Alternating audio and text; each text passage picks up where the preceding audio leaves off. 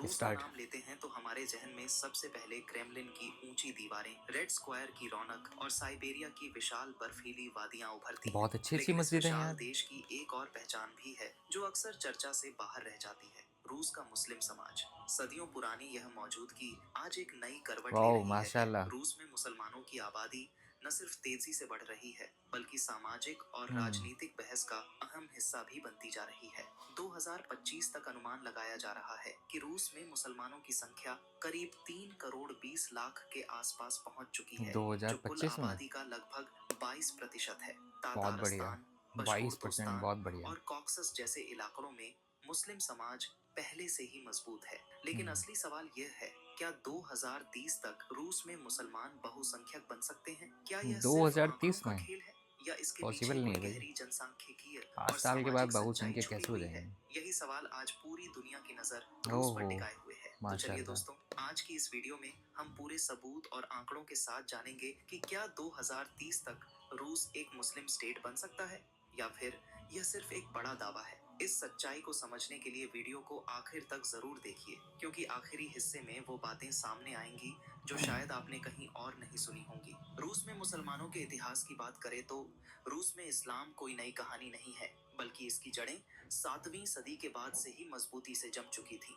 वोल्गा नदी के किनारे बसे तातार इलाके हों, काजान की ऐतिहासिक गलियां हों या फिर क्रीमिया की सरजमी, यहाँ अरब व्यापारियों और सूफी बुजुर्गों ने अपने अखलाक, तिजारत और तालीम के जरिए इस्लाम का पैगाम पहुंचाया। वक्त के साथ तातारस्तान, चेचन्या और कॉक्सस के कई क्षेत्र मुस्लिम तहजीब के मजबूत कहले बन गए। मस्जिदों की अजान, सूफी दरगाहों की रौनक और इस्लामी मदरसों की तालीम ने इस समाज को सदियों तक जोड़े रखा। आज रूस का मुस्लिम समाज सिर्फ इबादत तक सीमित नहीं है, बल्कि व्यापार, रोजगार, संस्कृति और सामाजिक ढांचे में भी उसकी गहरी और असरदार मौजूदगी साफ दिखाई देती है। दोस्तों, रूस में मुसलमानों की बढ़ती हुई संख्या को अगर सिर्फ जन्म दर से समझने की कोशिश की जाए तो यह पूरी सच्चाई नहीं होगी। हाँ, यह सच है कि कई मुस्लिम इलाकों में जन्म दर रूसी औसत से ज्यादा है, लेकिन इसके पीछे एक बड़ा सामाजिक कारण भी है। रूस के कई हिस्सों में मुस्लिम समाज आज भी जवान है, परिवार से जुड़ा हुआ है और अपनी पहचान को लेकर ज्यादा सजग है। यही वजह है कि क्रीमिया, काजान और चेचन्या जैसे इलाकों में चेचन्या। मुस्लिम आबादी तेजी से बहुत आगे बढ़ नाम सुना रही है। चेचन्या के भाई। सबसे पहले एक अलग क्रीमिया ही की स्टेट बात है और करें। आर्मी तक यहाँ है इनके मुस्लिम पास। आबादी का बड़ा हिस्सा तातार समुदाय से आता है, जो लगभग 15% के आसपास है। ये सिर्फ 1% नहीं, बल्कि एक जिंदा तहजीब है। पीढ़ियों से क्रीमिया के मुसलमान अपनी भाषा, अपनी मस्जिदों और अपनी परंपराओं से जुड़े रहे हैं। मुश्किल हालात के बावजूद मस्जिदें और इस्लामी स्कूल इस समाज को जोड़ कर रखते हैं और नई पीढ़ी को अपनी जड़ों से जोड़े रखते हैं। अब चलते हैं काजान की तरफ, जिसे रूस का मुस्लिम गढ़ कहा जाता है। तातारस्तान की राजधानी काजान में लगभग 55% आबादी मुसलमान है। ओह, यहाँ इस्लाम बहुत बढ़िया। सिर्फ इबादत तक सीमित नहीं है, बल्कि शिक्षा, व्यापार और संस्कृति का हिस्सा बन चुका है। काजान की बर्थ रेट अच्छी ऐतिहासिक है ना भाई। मस्जिदें, यंग मदरसे और बच्चे हैं सब। दरगाहें आज भी यह बताती हैं कि यह शहर सदियों से जिस देश की मुस्लिम बर्थ पहचान रेट को अच्छी संभाले होगी ना हुए है। वो रमजान तरक्की और ईद करेगा। के दिनों में काजान की गलियां रोशनी, इबादत और आपसी भाईचारे से भर जाती हैं। और फिर आता है चेचन्या, जिसकी राजधानी है आई लव दिस। ग्रोजनी। यहाँ मुस्लिम आबादी भाई चेचन्या ने लगभग लड़ाई तक लड़ी है 90% रूस है। से चेचन्या हमेशा से अलग मुस्लिम होने के लिए। संस्कृति का मजबूत केंद्र रहा है। मस्जिदों से उठती अजान, सूफी परंपरा और मजबूत सामाजिक रिश्ते यहाँ की रोजमर्रा की जिंदगी का हिस्सा हैं। शिक्षा हो, व्यापार हो या राजनीति, हर जगह मुस्लिम समाज की मौजूदगी साफ दिखाई देती है। इसके अलावा रूस के बड़े शहरों की तरफ हो रहा प्रवासन भी इस बदलाव को तेज कर रहा है। रोजगार और बेहतर जिंदगी की तलाश में तातारस्तान, चेल्याबिंस्क और दूसरे औद्योगिक इलाकों में मुसलमानों की संख्या लगातार बढ़ रही है। यही वजह है कि आज रूस में मुस्लिम समाज सिर्फ कुछ इलाकों तक सीमित नहीं रहा, बल्कि पूरे देश की तस्वीर का अहम हिस्सा बनता जा रहा है। दोस्तों, अब आते हैं सबसे बड़े सवाल पर। क्या 2030 तक रूस में मुसलमान बहुसंख्यक बन सकते हैं? अगर हम आंकड़ों और जमीनी हकीकत को देखें तो तस्वीर काफी साफ नजर आती है। अनुमान है कि 2030 तक रूस में मुसलमानों का प्रतिशत बढ़कर करीब 25 से 27% तक पहुंच सकता है। यह बढ़ोतरी माशाल्लाह। छोटी नहीं है और ही इज द इसका लीडर। असर समाज, चेचन्या। संस्कृति और राजनीति तीनों पर साफ दिखाई देगा। लेकिन इसके बावजूद रूस में मुसलमानों का बहुसंख्यक बन जाना अभी बहुत दूर की बात है। आज भी रूस की कुल आबादी में रूसी मूल के लोग सबसे बड़ी संख्या में हैं और आने वाले सालों में भी यही स्थिति बनी रहने की संभावना ज्यादा है। इसलिए यह कहना कि 2030 तक रूस एक मुस्लिम बहुसंख्यक देश बन जाएगा, हकीकत से ज्यादा एक अफवाह या जल्दबाजी भरा दावा लगता है। हाँ, थोड़ा हालांकि अर्ली है। दोस्तों, रूस भले ही मुसलमान बहुसंख्यक न बने, लेकिन रूस की सामाजिक और सांस्कृतिक तस्वीर पर मुस्लिम समाज का असर आने बहुत वाले बड़ा असर सालों में पड़ेगा, बहुत और बड़ा साफ असर। दिखाई देगा।